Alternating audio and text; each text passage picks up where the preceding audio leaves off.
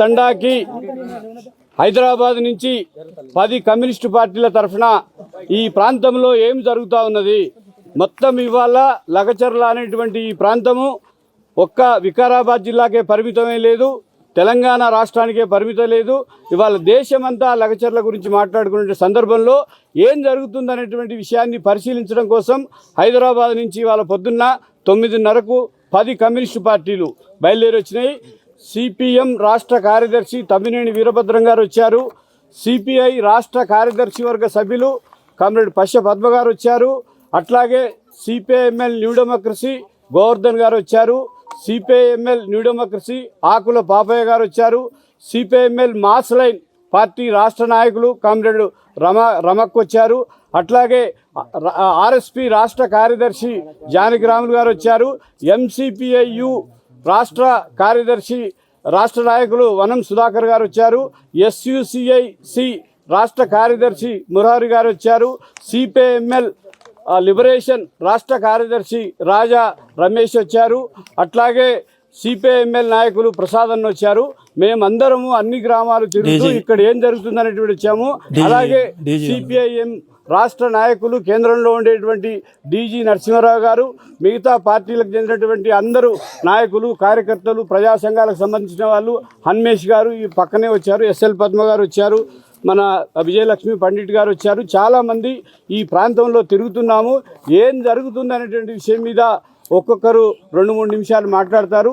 దయచేసి అందరూ సహకరించాల్సిందిగా మీడియా మిత్రులందరూ కూడా విజ్ఞప్తి చేస్తున్నాము. ముందుగా సిపిఎం రాష్ట్ర కార్యదర్శి కామ్రేడ్ తమ్మినేని వీరభద్రం గారు మాట్లాడతారు.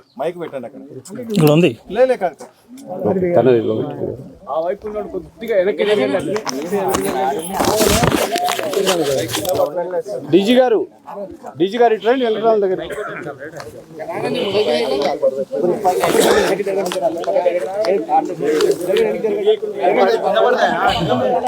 ఏమాత్రం అయినా కింద పడిపోతుంది.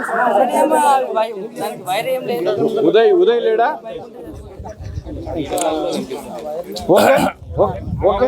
మాట్లాడు. వీరభద్రం గారు మాట్లాడతారు. ఇక్కడ హాజరైనటువంటి లగచర్ల ప్రాంత గ్రామాల ప్రజలు, ఈ గ్రామ ప్రజలు, అట్లాగే వివిధ ప్రాంతాల నుంచి జిల్లా కేంద్రం నుంచి వచ్చిన పాత్రికేయ మిత్రులు, ఇంకా మిగతా పెద్దలందరికీ నమస్కారం. ఈ రోజున కొద్ది రోజులుగా లగచర్ల ప్రాంతంలో దాదాపు 2000 ఎకరాల దాకా ఫార్మాసిటీ పేరుతోటి ప్రభుత్వం అక్విజిషన్ కోసం పూనుకుంటోంది. రైతుల నుంచి భూమి లాక్కోవడానికి గతంలోనే నోటిఫికేషన్ ఇచ్చారు. దాన్ని అమలు జరిపే దానికోసం, అభిప్రాయాలు తెలుసుకునే దానికోసం కలెక్టర్ గారు వచ్చారు.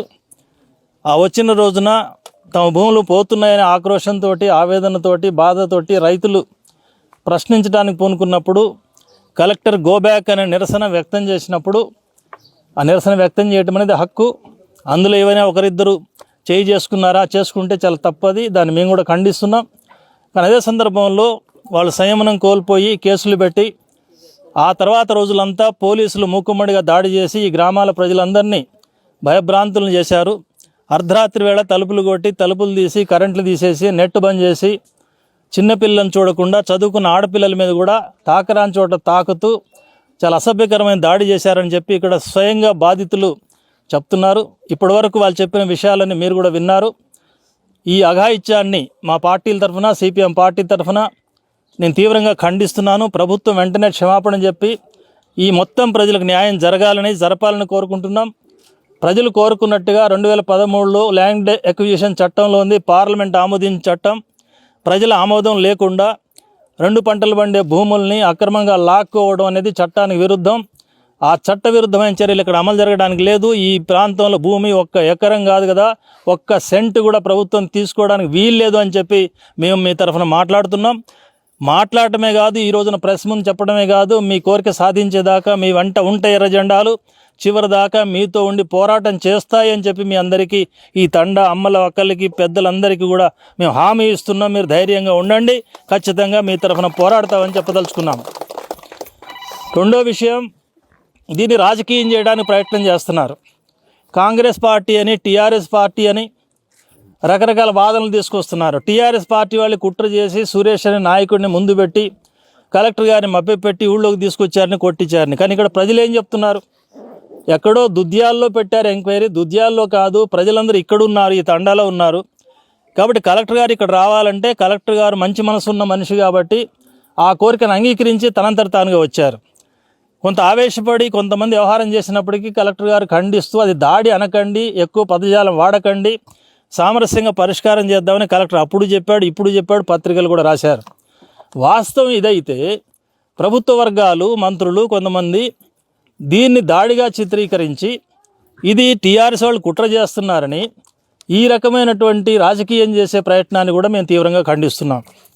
ఈ మాట చెబితే టీఆర్ఎస్ వాళ్ళని మేము సమర్థిస్తున్నాం అనుకుంటే పొరపాటు. టీఆర్ఎస్ పార్టీ ఇంతకంటే పాప పార్టీ. అది గతంలో ఫార్మాసిటీ పేరుతో ఈ టీఆర్ఎస్ పార్టీయే ఇబ్రహీంపట్నం ఏరియాలో 13,000 ఎకరాల భూములు లాక్కున్నది రైతుల దగ్గర. ఆనాడు కూడా ఈ ఎర్ర జెండా పార్టీలు అనేక ఉద్యమాలు చేసినాయి, ధర్నాలు చేసినాయి అక్కడున్న రైతుల తరఫున. నేను స్వయంగా అక్కడ పాదయాత్ర చేశాను. ఆ రకంగా పోరాటాలు జరిగినప్పటికీ బలవంతంగా రైతులు భూములు లాక్కున్నారు. కాకపోతే మా పోరాటం వల్ల అధికంగా రేటు కొంత సాధించగలిగాం. కానీ నేను అడిగే ప్రశ్న ఏంటంటే రేవంత్ రెడ్డి గారి ప్రభుత్వాన్ని 13,000 ఎకరాల భూమి అక్కడ సాధించిన ఫార్మాసిటీ ఎక్కడికి పోయింది? మరి అక్కడ పెట్టవచ్చు కదా ఫ్యాక్టరీలు, అక్కడ వద్దన్నారు. ఇందాకే పాప చెప్పినట్టుగా ఫార్మాసిటీ అంటే విష పదార్థాలు వస్తాయి, మనుషుల జీవితాలు కల్మషం అయిపోతాయి, ఆరోగ్యాలు చెడిపోతాయి. మనుషులు జీవించే చోట ఈ మందుల కంపెనీలు పెట్టకూడదు. అందుకోసమే ఆ గొడవ అక్కడ మేము చేశాం కాబట్టి దాన్ని క్యాన్సిల్ చేసి మళ్ళీ ఇప్పుడు ఈ లగచర్ల ప్రాంతంలో ఈ అమాయక తండా ప్రజల మీద పడుతున్నారు. ఇది చాలా అన్యాయం. దీన్ని దూరంగా పెట్టాలి. చట్టం ప్రకారం నిర్మానుష్యమైన చోట, ప్రజలకు దూరంగా పనికిరాని చోట్ల పెట్టాలని ఉంది. వీళ్ళకి భూమి దొరకలేదా? భూమి దొరకకపోతే ఈ